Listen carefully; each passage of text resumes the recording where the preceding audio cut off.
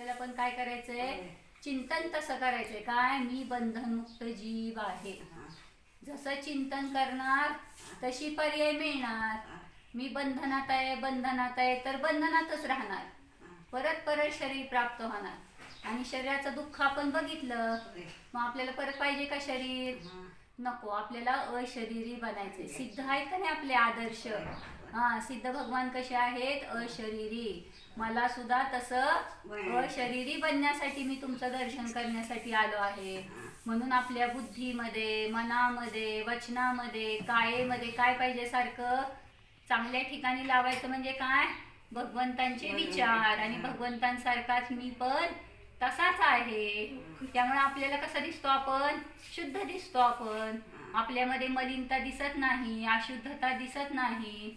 आणि त्यामुळे मग आपल्याला त्रास पण होत नाही. बरोबर आहे का नाही? शरीर सहित पाहिलं की काय होतोय? त्रास होतोय.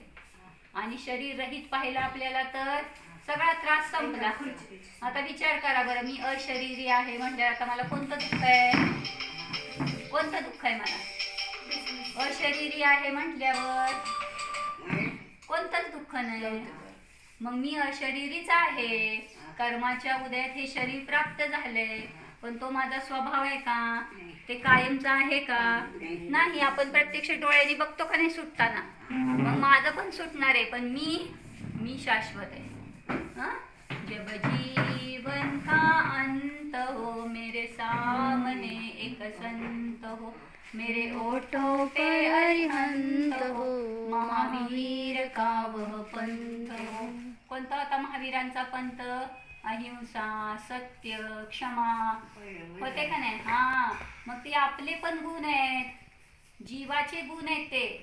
असं बाहेर कुठं आहे काय? अहिंसा, सत्य, क्षमा नाही. आपले गुण आहेत ते आपल्या गुणांना जाणायचे, म्हणजे विचारात घ्यायचे. सहजच बाहेर क्षमाभाव प्रगट होतो, अहिंसा प्रगट होते. आणि काय होतं? सत्य धर्म प्रगट होतो. सत्य म्हणजे काय? जे शाश्वत आहे, सत्स्वरूप आहे का नाही? आपण कसे आहोत? आपला आत्मा, मी जीव सत्स्वरूप आहे, माझा कधीही नाश होत नाही. बरोबर. आणि बाकी सगळे दिसतंय ते आत्ताच माताजींनी सांगितलं, सगळे आपल्या नजरेसमोर पुद्गल आहेत. आणि ह्या पुद्गलाच्या अवस्था आहेत, त्या क्षणिक आहेत, पण आपल्याला त्या शाश्वत वाटते. आणि शाश्वत मानून बसलो आणि त्यामुळे ते नष्ट होताना काय होतंय? जीव दुःखी होतोय. म्हणून ते म्हटलं ना, जैन जैन जैन सदा बेचैन. का बेचैन आहे सदा? कारण पुद्गलाकडे आपली दृष्टी आहे. मग आपली दृष्टी कुठं पाहिजे? स्वतःकडं, आपल्याकडं. जर दृष्टी बदलली की सृष्टी बदलली. आणि जोपर्यंत दृष्टी बदलत नाही तोपर्यंत बाहेरचं सगळं बदललं तरी आपण सुखी होणार नाही. अम्मा म्हणायच्या, ज्याच्याकडे आपली पाठ होती त्याच्याकडे दृष्टी करा, आणि ज्याच्याकडे दृष्टी होती त्याच्याकडे पाठ करा.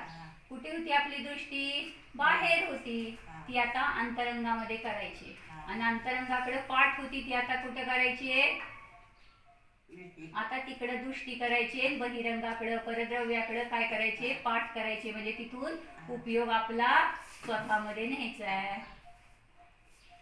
पुढचं कडे काय?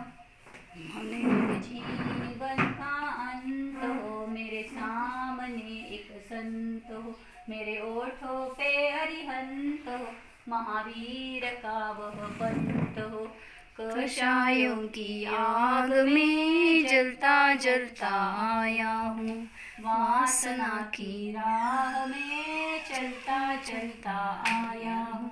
दुख भरी सदा का हो, दुख भरी सदा का सुखद अंत हो. म्हणजे काय सांगितलं?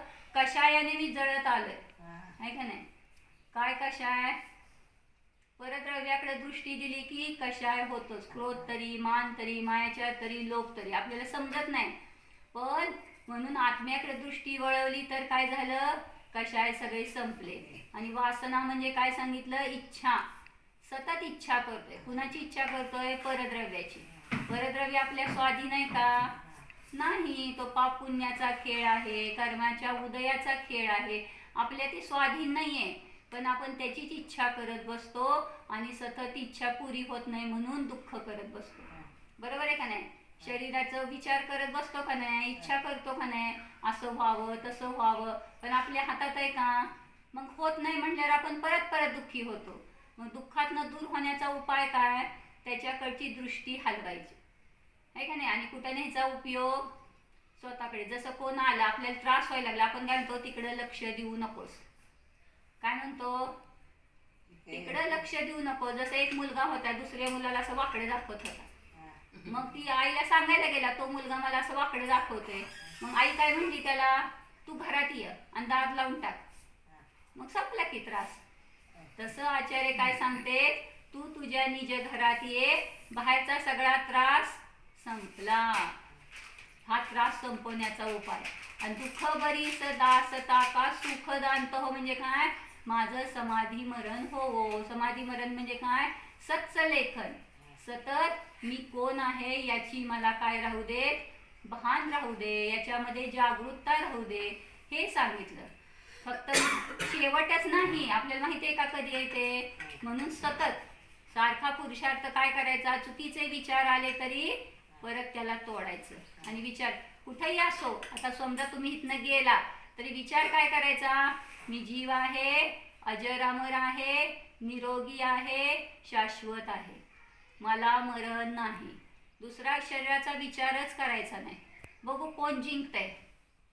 हा, आपणच जिंकणार, कारण आपण ज्ञानवाले आहोत. हे शरीरामध्ये काही ज्ञान आहे का? ते असं पडलेलं आहे, त्याला काय ज्ञान आहे का? त्याला कळतंय का? कळतंय कुणाला? जीवाला कळतंय, मला कळतंय. मग मला कळतंय तर माझं ज्याच्यामध्ये हित आहे, ज्याचं माझ्यामध्ये कल्याण आहे, तो विचार मी करणार. बरोबर आहे का नाही?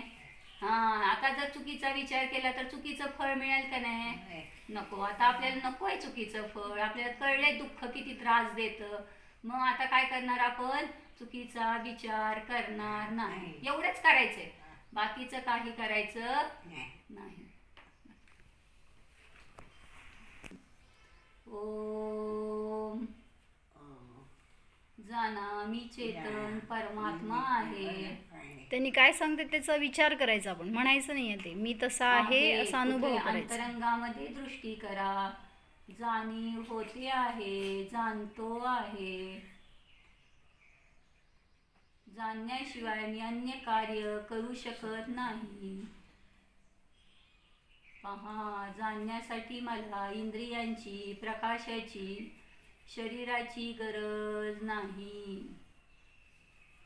डोळे बंद आहेत तरी माझे जाणणे चालूच आहे. कोण आहे मी? हा मी अनादि अनंत ज्ञानमय जीव आहे. ज्ञानाला पहा, ज्ञानाचेच वेदन होते आहे. ज्ञानाला जाणतो आहे. ज्ञानानंद स्वरूपोहम, चिदानंद स्वरूपोहम, एकोहम सिद्धोहम.